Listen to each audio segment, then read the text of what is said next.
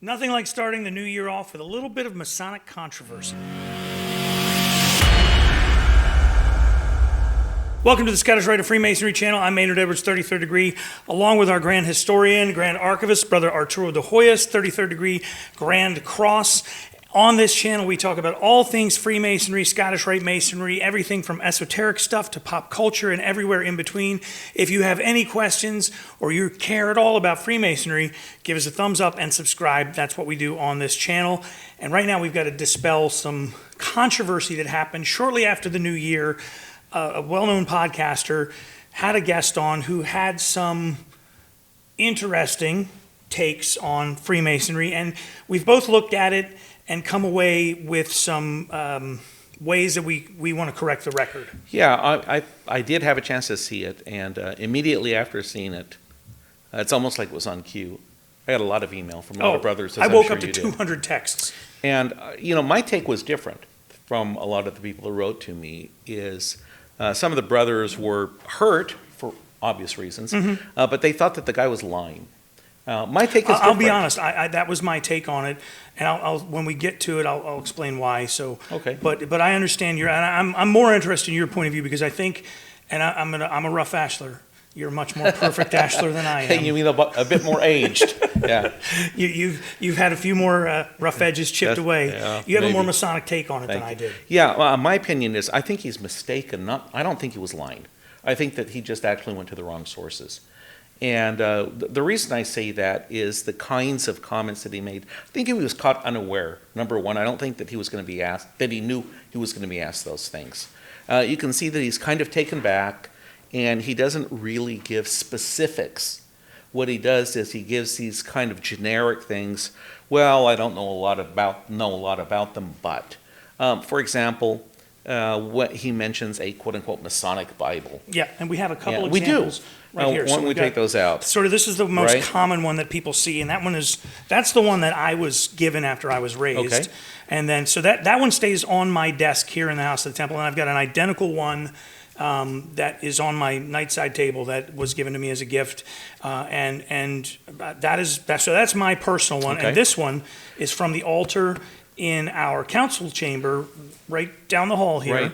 And this is the one that stays in when our Supreme Council meets. This is the one that they use. Yeah, I actually have one of these in my office and another one at home. Right. The exact same book. I think I might have this one also. Yeah. I've got several. But, the notion that a quote-unquote Masonic Bible is somehow different from any other Bible, it's wrong. The person that was being interviewed said that he didn't know a lot about them. He said it might have some of the books of the Bible in them, but when they get them, they burn them. And I found that really disturbing because what's called a Masonic Bible is actually, he's Roman Catholic, so his Bible will have 73 books in it, the 66 books of the Protestant Bible, plus the Apocrypha, which Martin Luther had removed as part of the Reformation. But, I mean, a lot of Bibles, and not just Masonic Bibles, but they have Boy Scout Bibles. Correct. And the front of the Scout Bible, my son got one when he became an Eagle Scout, and at the front of it, there's a spot where he can write in the dates of all the different things that he did, and all the members of his troop can sign it. So it's not unlike this. It's pretty much the same thing. And so my question is, do you burn Boy Scout Bibles when you get them? No, that's one of the points I wanted to make, is that this Bible right here, both of these, they're King James Edition Bibles. You can say what you want about the translation of the 1611 edition. We've made a lot of strides in our understanding of Hebrew and Greek, so that more modern editions are better. It's very common for Catholics to use the Revised Standard Version, and that's what I actually prefer myself. I think it's a better translation. But on 99 out of 100 Masonic lodges in the United States and probably around the world, you're going to find the King James Version. It's very popular. Yeah. And the only thing that really makes it different is it may have square and compass on the front, and there'll be a section in the front where there'll be a brief history of Freemasonry, perhaps, and there may be a section that refers to the various degrees of Masonry and what biblical verses are used in those degrees with a brief description of them. For example, it goes through the Scottish Rite and lists the names of all the Scottish Rite degrees, says a little bit about them, and it might list. Yeah, and that Bible actually has all of that in the front of it. And there's an index, to correspond, because the craft degrees in Freemasonry are based on Solomon's Temple. There'll be some reference to the books of Kings and Chronicles, things like that. But other than that, more than 99.9% of it. I mean, following that, it's just your standard King James Bible. Right. So no difference. There's nothing added to it, nothing added, nothing taken away. Well, that is the one claim where I called and I say that they were lying, because if someone hands you this and you are doing and you open it like a normal person would, you're going to see the normal ordinary books of the Sure. Bible, and you're going to see the handful of Genesis things to Revelations. You're going to see the handful of things at the front and the back, and that's. But again, I don't know that he really was speaking from personal experience. I think he was going on what somebody told him. Like I said, I didn't see any evidence in his interview of really intimate knowledge on Freemasonry. To me, it looked like he had been. I'll give you an example of this. He had this notion that Freemasonry has a motto against cross and crown, I think is what he said.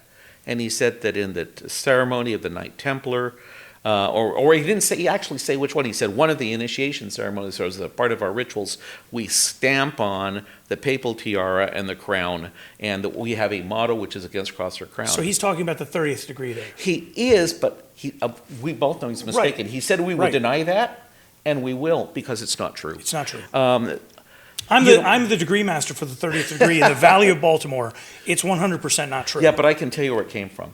I believe that he read William J. Whalen's book, Christianity and American Freemasonry. Whalen was a Catholic author, and he wrote a lot of really interesting books. I have a bunch of his books. And I think the last edition of his book was, I think the third edition, 1998, something like this. Don't quote me on this without me checking. But when I read that, I saw that Whalen, in spite of the fact that he said he spoke with former Masons, he quotes Masonic ritual, and it's actually the exposure of Jonathan Blanchard, published in the 1880s, Scottish Rite Masonry Illustrated, which was an exposure of Cerno ritual, a competitor of the Scottish Rite. Considered clandestine by... And its rituals are not those of the southern jurisdiction, not those ones that we use. Now, to be honest and to be fair, there was something similar previously in our rituals, but it was not the papal tiara of the Roman Catholic Church. Nope. In fact, they were very explicit to say this tiara does not represent any faith or religion to which any of us owe allegiance, but that it represented that of people like Nero, the powers of Nero and Caligula. And other tyrants who wore the imperial purple of Rome. I can quote it chapter and verse. Yeah. So, again, I think he was mistaken because he went to the wrong sources. But one of the more troubling things was the notion that Freemasons are, and this is an old one, Freemasons are taught that Lucifer is the true god of Masonry, or that we're a Luciferian, humanistic, secular religion. And there's so much in that incorrect statement to unpack. I mean, it takes us so long to unpack it, to starting with the mistranslation and the usage of the word Lucifer, right, and ending with us being a naturalistic religion, because from the beginning to the end, none of that is true. Not only that exactly, but there was no Masonic ritual in which we say that Lucifer is God, ever, or that Lucifer, exactly. And again, I think this is based on misinformation, but I think it's interesting that the Catholic Encyclopedia denounces the person who introduced that idea. So let's let that, and that's where we need to start, and we have to go to our old buddy, Leo Taxil, Leo Taxil. Even over 100 and some years after his death, still a pain in the butt. He was a notorious anti-cleric. He was an imposter. And if you look in the Catholic Encyclopedia, in fact, it's online. I think it's under the New Advent website. I actually own a hardback set of the Catholic Encyclopedia. Well, that's a great resource. And if you look under imposters, I think it's the very last paragraph, talks about Taxil as being very notorious, and that he made lies about Freemasonry. It admits that in there. Well, the great lie that he told, which we published in one of our volumes in Heredom, was this Luciferian hoax. Yep. And we published it in full, and in the book, which Brent Morse and I co-authored, Is It True What They Say About Freemasonry?, we translated and published in full his confession, in which he admits that the Luciferian hoax was created to embarrass the Roman Catholic Church. And he was booed off stage, if you remember that. And it was published in newspapers. We took it from contemporary newspapers, published it in full. So again, I don't think he's lying. I think he's mistaken. He's just not an expert on this. You're talking about the guest that we were guest. talking about. So Yeah. Leo Taxil was absolutely lying. Yeah, Taxil was a fraud. He's lying. Yeah. So, and Taxil made up from whole cloth quotes by Albert Pike that people to this day, they will regurgitate to That's us right. and say things. So, but let's unpack a little bit of how that web started to get woven. And Pike did give Taxil just a little bit of ammunition through what I consider sort of an unfortunate turn of phrase in Morals and Dogma and the way it is written. And I want to stipulate this is the 19th degree, and a lot of people say, oh, it's page 321. It depends on which version of the book you have. In the original printing, in the annotated edition, you'll still find it in the marginalia under page 321. Oh, well then, so it's page 321. But it's the 19th degree chapter. The first paragraph explicitly states, Masons abhor all the pomps and works of Lucifer. Flat out. We hate Lucifer. Yep. And then he goes on to say Lucifer, a strange and curious son of the name. morning. Yeah.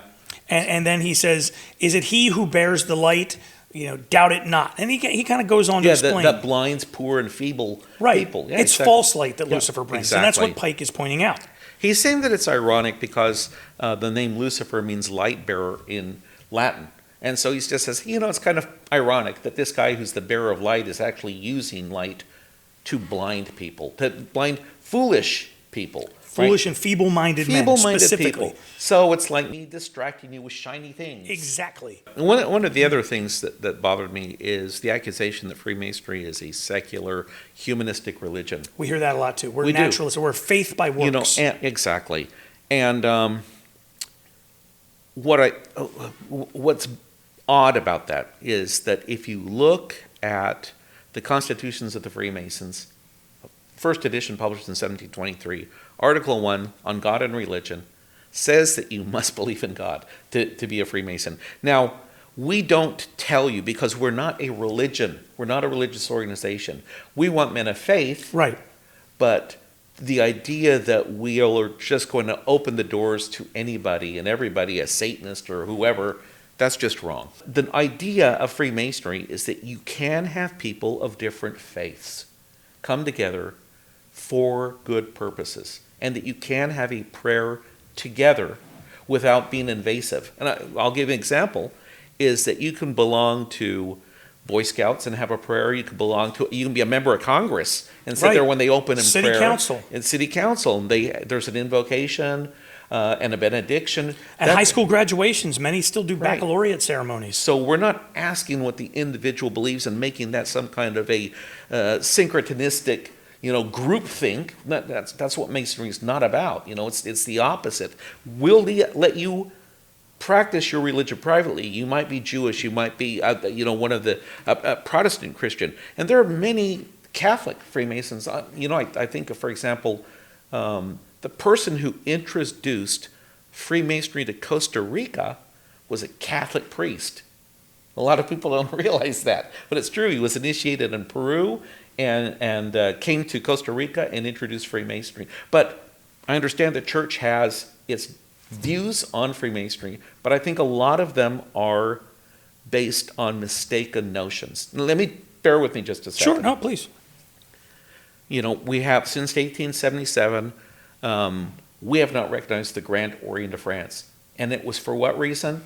They gave up religion. They gave gave up, exactly, that the Bible was no longer necessary as the great light of Masonry upon an altar upon which you would take your obligations.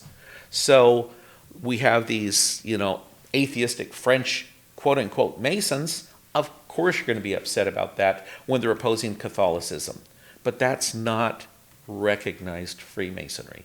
And there's something that we should point out while we're on this subject is Masons almost don't take this seriously when you first tell them about it. New Masons, when you say, there is a such thing as clandestine Masonry, Or irregular, Masonry, unrecognized. yes. And people tend to use those three terms interchangeably. They're not quite interchangeable, but rather than get into that discussion, there's no copyright on using the square and compasses. Right. So anybody can slap that on anything and say, hey, we're a lodge, and there's not really much the rest of us can do about it. We rely on a system of internal recognition amongst related organizations. So, the Grand Lodge of Maryland recognizes the Grand Lodge of DC, and we all recognize Virginia and the United Grand Lodge of England. And so there's this sort of network of sovereign entities that recognize and legitimize one another. And then if there's a new group that comes along and wants to be recognized, they have to approach these other groups and say, hey, here's what we're doing. Do you recognize us? And the answer a lot of times is no until you do all of these other things. But there are just groups that they do these one-off things, and they'll have their little meetings, and maybe they're doing Masonic things, maybe they're not, but they can we be don't have similar, any control over it. But it's like this, is that you can't control names, Right. you can't control it. Right. So there's a big difference between the Church of Christ and the Church of Christ, Scientist. Right. For example, they sound almost the same. Plus, you could even look at religions that are very similar. Remember, Protestantism started by breaking off the Catholic Church, right? Well, the Anglican Church looks very much like the Catholic Church. It's like the unleaded version, right? You look at it, but those sacraments do not cross over. The Roman Catholic Church won't allow a person who's Anglican receive the Eucharist because they're really not the same faith. They don't have the same beliefs at the core, even though so much of the rest of it is very similar. It's like that in Freemasonry. We're not a religious organization, but we can't stop anybody from wearing a Masonic apron, from dressing themselves and calling themselves what they want to call themselves. Yeah. I mean, and we've all seen these videos of people, they'll go buy one of every piece of Masonic regalia they can find and call themselves Grand Master of the Universe or something. It's like, you can call yourself whatever you want. The rest of us are not going to call you that. That does exist, and there isn't anything we can do about it. And by calling attention to it, we exacerbate the problem. Yeah. One other thing that comes to mind is the person who had been interviewed said, "Oh, there's all these series of like encyclical bulls against Freemasonry," and there have been. Mm-hmm. A lot of them are just mistaken. The last great one was by Leo XIII in the 1880s on the human race, Humanum Genus. And it laid out this notion that we were secular and that we're humanistic and whatnot, but which is wrong, but some of the ideas in there today we look back and kind of shake our heads at, because he was opposed to the idea that said that Freemasons encourage children to be educated by the state rather than by the church, or that Freemasons believe that people have a right to elect their own leaders free of influence of the church. And these were radical ideas at the time. Well, that's what I'm saying, is that, times change. I don't think that real morality changes. I don't believe that. But No. what I believe is that our understanding of the world evolves. And so I'm looking at that, and I think some of these notions today we would just look at and shake our heads and say no. Just like and every religion does this. Every religion has to pause and look at itself. Don't veer away from the truths of your religion, but you don't have to like burn someone at the stake for believing that this is a heliocentric universe anymore, right? We don't believe that. And the church has apologized for that. John Paul made these tremendous strides, if you remember this, by apologizing for some of the past wrongs of the church, for some of the ways that it approached other religions, Judaism and other things like this. And that was the right way to do it. And I think that, it comes to a spirit of openness. As Freemasons, sometimes we close that door a little bit too shut, and we like to say, that we have an air of mystique about us, we have very secret rituals. Again, you and I have had this discussion. They're confidential, they're personal, they're private, but they're not secret. No. So, anybody can go online and probably find legitimate descriptions of Masonic ritual. In books we've published. But you're not going to discuss as a Mason of honor what goes on privately in your lodge among your brothers, just like you wouldn't discuss the private affairs of your family. Two final points. First of all, you talked about the spirit of openness. In that spirit of openness, we have reached out to these other folks and invited them to come to the House of the Temple, record, take video, open every door, read every book. We don't care. So we have that spirit of openness. Welcome to come here. It's a great place to come. It's a pretty cool building, too. Yeah. And the other thing is, a lot of people have, a lot of non-Masons who are Christians take umbrage with the term Supreme Architect of the Universe. And you're Christian, I'm Christian, so we're calling out our fellow Christians here. They need to understand that term and that concept of God being an architect was originally a Christian concept by John Calvin was the first one to put it in that way. I know that he used it in Latin. There may have been Yeah. other people who used it, just like, I think of, for the example, in the Old Testament, how you had some of these other leaders called the King of Kings, Persia, or, things like this. Right. We don't have exclusive ownership of No. terms, but we know who we mean Right. when we say it. When we talk about the great architect, for us, it is the creator of heaven and earth, of all things visible and invisible, right? And we use that term in an effort to be non-denominational when we are in a lodge. And people have this idea that we just sit in lodges and pray the entire time. We say a little prayer at the beginning, a little prayer at the end, and then we say grace before meals, funeral services, appropriate times when normal people would say their prayers. Right. And we use that term because in any given lodge, there could well be 10 different kinds of Christian. There could be Jewish men. There could be Muslim men. There could be men of a Hindu faith. I mean, I've sat in a lodge with all different. Yes. I was in a lodge once where a Muslim man, a Christian man, and a Jewish man were all taking their Masonic obligations at the same time and in the same place. See, now that's going to really bother some people because they'll see that as syncretism. It's not. Well, it's not, because we're not asking them to have a particular declaration of faith that is shared by everybody. No. We're not asking. You understand what I mean? I do, absolutely. So, absolutely. Yeah. And we all figure we don't equate their beliefs. No, we don't. I do not accept another person's beliefs, religious beliefs. And the other one I'll give, you shouldn't yoke yourself, they're trying to use biblical terms, shouldn't yoke yourself to a non-believer and things like that. And my answer to them is, where do you buy groceries? Is there some string of Christian-only grocery stores that you go to that I'm unaware of that you never have?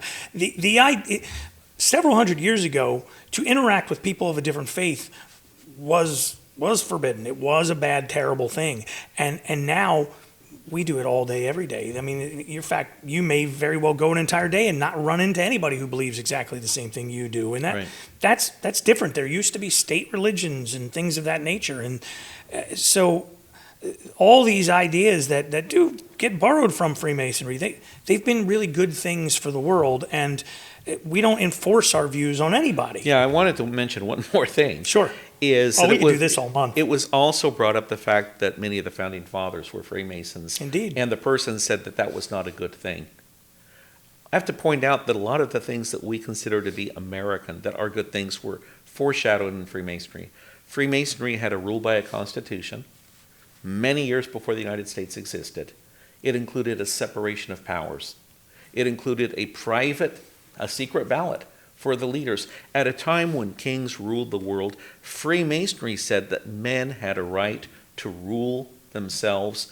Everybody would be treated equal, right? We meet upon the level, so that's equal justice for all. These are implicitly Masonic ideas that became part of the American system that we take for granted today. But these were introduced by the founding fathers. Those were Freemasons. These were not evil people. These were people that sought to liberate themselves from shackles of oppression, of inequality, etc.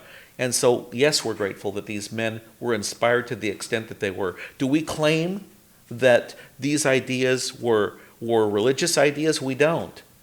Were these men inspired by God for other things? I believe they were. But it was the notion that Freemasonry somehow contributed something bad to the founding of the country, I think, is a very unfortunate one. And finally, and we're not going to get into this one right now, one of the host actually made this comment about the map of Washington, D.C., having hidden Masonic symbols. And fear not. I have a third-party expert on the city of DC who is not a Mason, who he came here, he visited, and he and I did a sit-down interview, and we're going to show that here on the channel in the next week or two. And we talked about that exact same thing. And there is one little spot on the map where Masons may have had a little bit of influence, and you and I might be sitting in it. We'll talk about that, but I'll say one thing about that. Okay. Is if you give me a page and put down a bunch of random dots, I will bet you that I can draw almost any figure from that. I bet you can. But don't take our word for it. We've got a third-party expert on More to DC. come. Yeah, so more to come on that.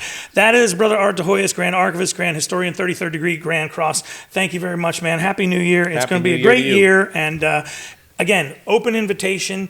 If the guy who we're talking about, and I know we're being a little bit coy, but if the guy who we're talking about wants to come here and do a video, doors come look open. at that Masonic Bible. Yeah, come on out. All 66 books of the Protestant edition are here. Come on in. We'd love to meet you and show you around and prove what we're saying. Prove what we're saying.